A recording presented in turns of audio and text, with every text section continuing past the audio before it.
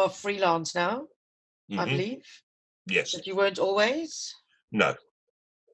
I worked for the BBC for 12, 14 years, I think. And they trained me as well in And London. is that's really the only way in, I would imagine, to this kind of training, at least, or getting to, do you need to go through the BBC? That's it. In the old days, because I'm old, you had to be trained in broadcast. And the BBC had its own college in Evesham in the Cotswolds, very famous. And if you were taken on as a trainee by the BBC after lots of interviews, you spent your first 3 months living in Evesham, and the college had been lectured and pressing. And that went for cameras, sound, engineering, anybody in the non-production roles. And then you were trainee on site. My site was Television Centre in Shepherd's Bush, where all stuff came from, for 9 months before you were made a permanent member of staff. You were paid during that time, and you had to go back to Evesham for courses for the next 3 years. Right. And it was really good, and it was really good training. And you did learn, even as soundmen, you learned about cameras, setting up a monitor, as in TV monitor, and transmission and all those things. And it was brilliant. And people used to come from all around the world to pay for the BBC to do it. The BBC shut that down a few years ago, and other Thames had its own place. All that's gone. There is no training on site now for many of the companies, as far as I know. No. So So any younger people who are working in your environment, how do they learn? I don't know. I'm trying to think of it. I can think of a couple. They have to join a company, they have to show a lot of interest and join a company that is prepared to have very junior soundmen or runners. A lot of people start as runners, you know, the runner term. So they make teas, coffees, run around, do things. And if they show interest in sound cameras or whatever, hopefully they'll move on. And certainly I'm doing a lot of work at BT Sport at the moment. And they're very keen on pushing their runners through. Okay. But not all companies are. They're cheap labour, but some and a lot of companies try and do that.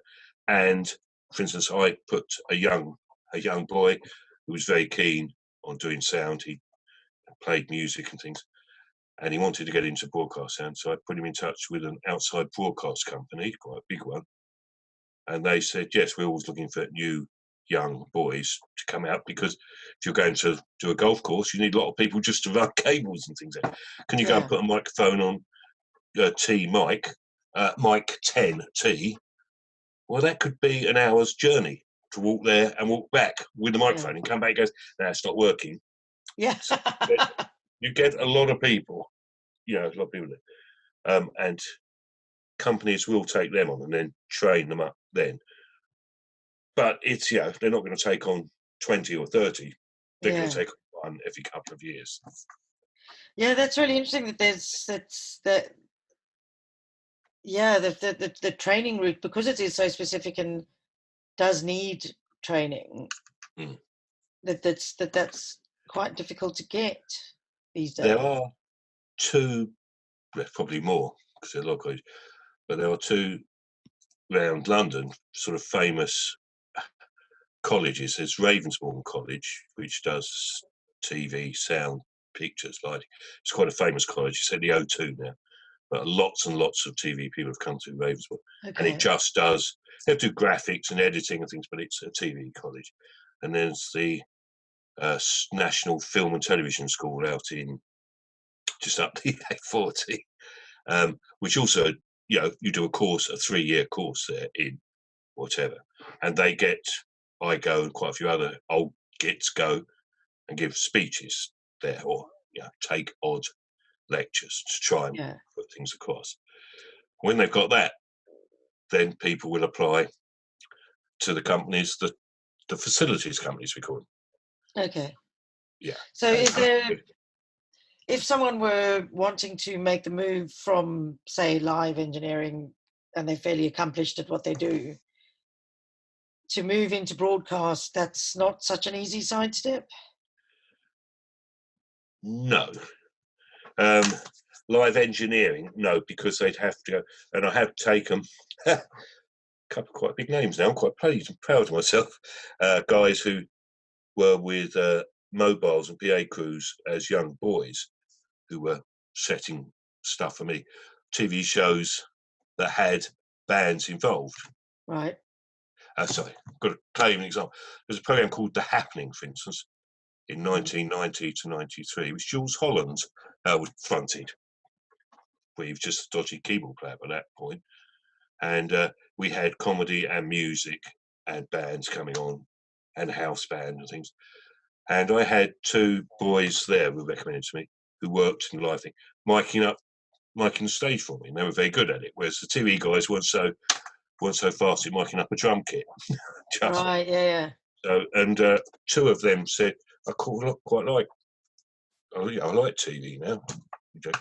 And we got them slowly, because a group of us at that time got them in as extras. So we sort of trained up, and they then learnt, and they've done very, very well, big names now. That's really difficult to do now. A, because the whole industry is bigger, and there's less of that sort of thing on.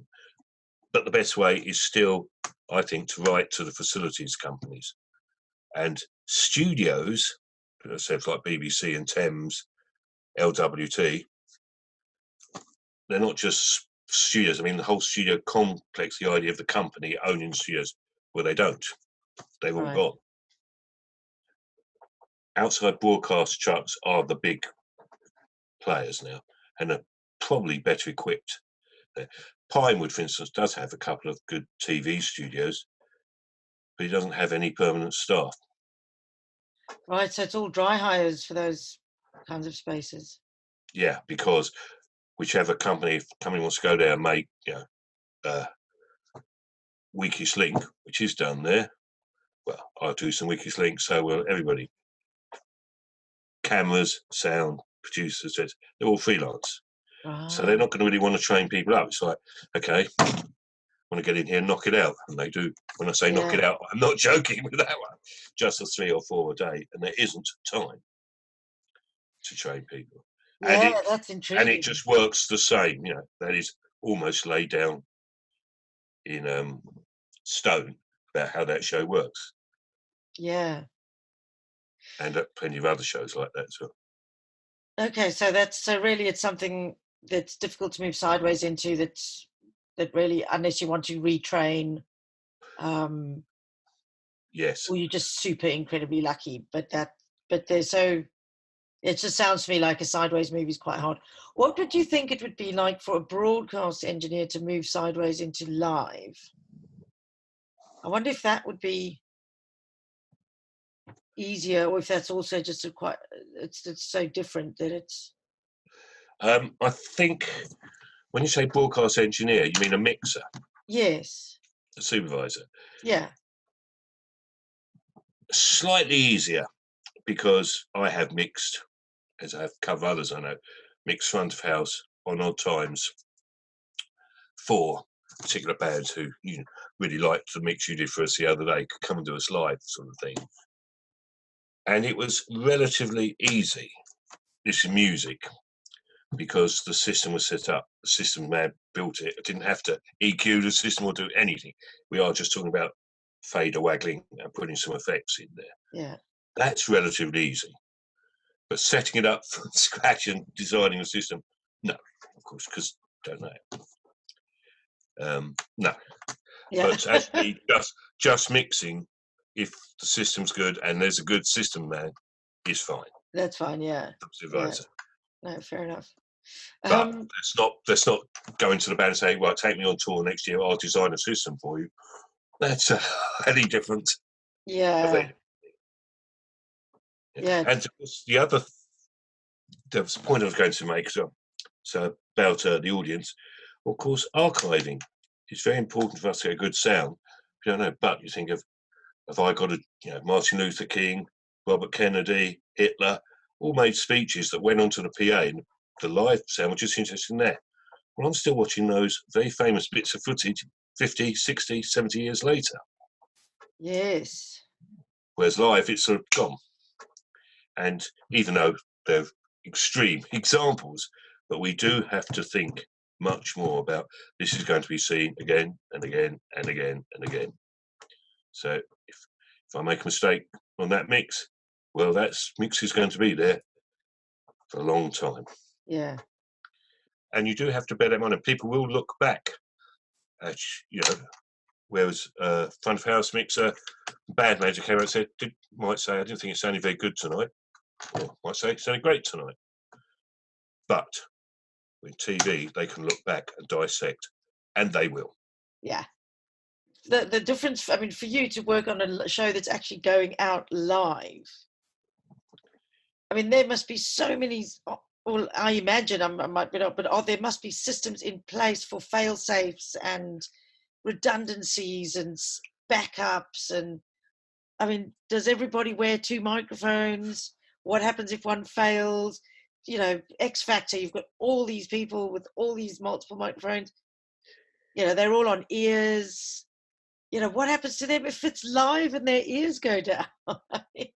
Yes. Yep. Yeah, that's true. So the answer is, have they two of everything? No. But you do try and cover yourself as much as you can. Certainly have spare. If microphones, the problem with personal microphones, lapel microphones, and radio packs is people don't like wearing them. Ladies definitely don't like wearing them because they make their dresses look ugly and it's invasive getting one.